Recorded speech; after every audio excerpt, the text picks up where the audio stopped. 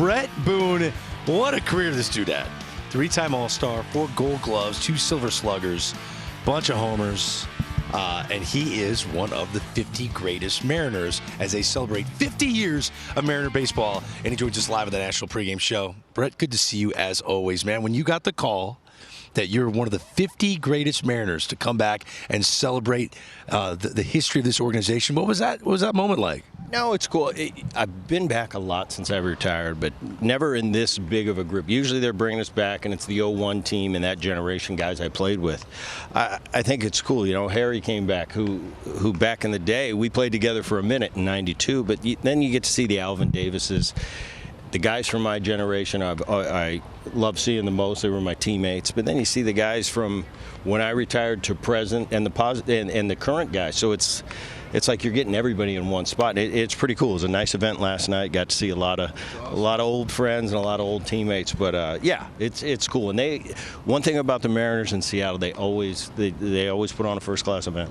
They do, no doubt. So let's go back to '92. Greg, this guy takes BP. He comes up and he hits the ball right center field. Nobody was doing this, and I mean bomb. And I went, I'll be a free agent next year. I'm not playing here. This dude is the next. Sizing him up. He is the next. Now, Bret's talent was unbelievable. Then his ability to turn a double play was awesome. So the cool thing about the Mariners, and he'll attest to this, it was kind of passing the torch. You know, Julio Cruz, work with me. Here's the glove you need to use. Here's the bat you need to use. I took him under my wing. We talked about a lot of different things, and he took and ran with it, and he did the same thing. I think that's the cool thing about, you talked about the brotherhood of the Mariners. That was the brotherhood. But I knew '92, it's Boone's time now after this. Yeah, because, you know, you come in that situation, and I'm a fan like everybody else. I'm in high school and I'm in college. I'm watching the big leagues, and I'm watching Harold Reynolds, and I know Harold Reynolds is a Gold Glover in Seattle, and now they're bringing me up to kind of replace him. So at first you go into it and you don't know what to do. And Harold, like he said, he took me under his wing. We went to a Huskies game. Harold took me to the Huskies game. And look at you, man. You're a nice guy. And it was. And, you know, I think you're right. That's what this game is all about. And I had a chance to do that in 2005 because it's not my time here was great. We had a great run with a great roster in the early 2000s, but everything comes to an end, and you kind of look up and you know when the writing's on the wall. I'm not saying I'm done, but my time in Seattle, we're going in a different direction. We got some young guys coming up, and it was my duty, I felt, to give the next one in line a little, hey, this is what worked for me. These are some traps you can fall into. So, yeah, I think you're right. I think it's the way you do it. I think every big leaguer, that's how they should do it.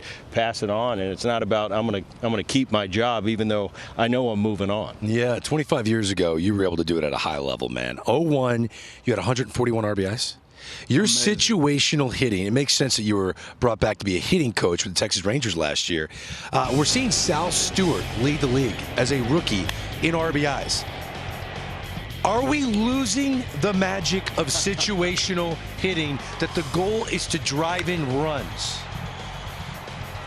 We've talked about this endlessly. In my generation, in Harold's generation, you were judged, unless you were a base stealer, you were judged on 3 categories. It was your average, it was your home runs, it was your RBI, and RBI is what got you paid. But the RBIs guys hit 3rd, 4th, 5th. Nowadays, I think that the thing that's changed the most is you've got the Ohtanis of the world, the Aaron Judges. They're leading off. Yeah. They're hitting second, so they're not having as many. James Wood is a leadoff guy. Yeah, so you're not having as many opportunities. So I don't think it's fair to put the criteria on Aaron Judge in the 2-hole, Ohtani in the 1-hole as, oh, you didn't drive in as many runs as Albert Bell did. Well, that's not fair. Albert Bell's hitting 3rd, hitting 4th every night. I was hitting 3rd, I was hitting 4th every night when I was able to drive in that amount of runs. So I don't think it's fair. Now the game is geared towards OPS. I think there's some good to that. I think there's some negative to that. You know, in OPS, you go on the IL, you come off, you have the same OPS. For me, it's like I can't go on the IL because I got to drive in 100 runs. So there was a different motivation, a different urgency to stay on the field. That's really interesting. You know, that's really good. I never even thought about that. It was great. What else did you learn going back into the clubhouse and being a hitting coach for the 5 months you were in Texas? At first, it was a shell. It was different. I ended up. I didn't know I was going to care that much about the players I was working with. That's the biggest problem, and I would say to guys all the time, as I got my feet wet, now we're into month 2. The first thing I did is I went in and I tried to get to know these guys as guys.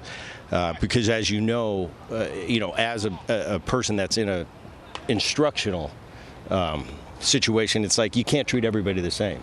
I might be able to tell Amsinger over here one thing and he's going to respond to it, but if I tell Harry the same thing, I'm going to get 2 different results. So I had to learn the guys, learn their tendencies, learn the verbiage. I needed to learn how, spin rate and vert and what all that meant. Is that a slider? Is that a sweeper? Because I want to speak your language. So a lot of it was learning the players. Yeah, I think that was the big thing we talked about yesterday was we look at a pitch and go, that's a slider. And they're saying, that's a sweeper, that's a slurve. Right. So he had to realize, I can't say slider, they're not getting that. Right. I have to say, this guy's going to throw you a sweeper and be able to communicate Speak their language. Yes. Based on what you're looking at right now from the Rangers, because I'm sure you still, text with the guys and you root for this Rangers team. Offensively, that's what's holding them back right now from winning the West. If they would have a league average offensive season, Brett, they'd be first place right now in their division. Well, you got a couple of factors. You got Wyatt Langford, who's been hurt quite a bit this year. You've got Corey Seager, who's been on the IL quite a bit this year.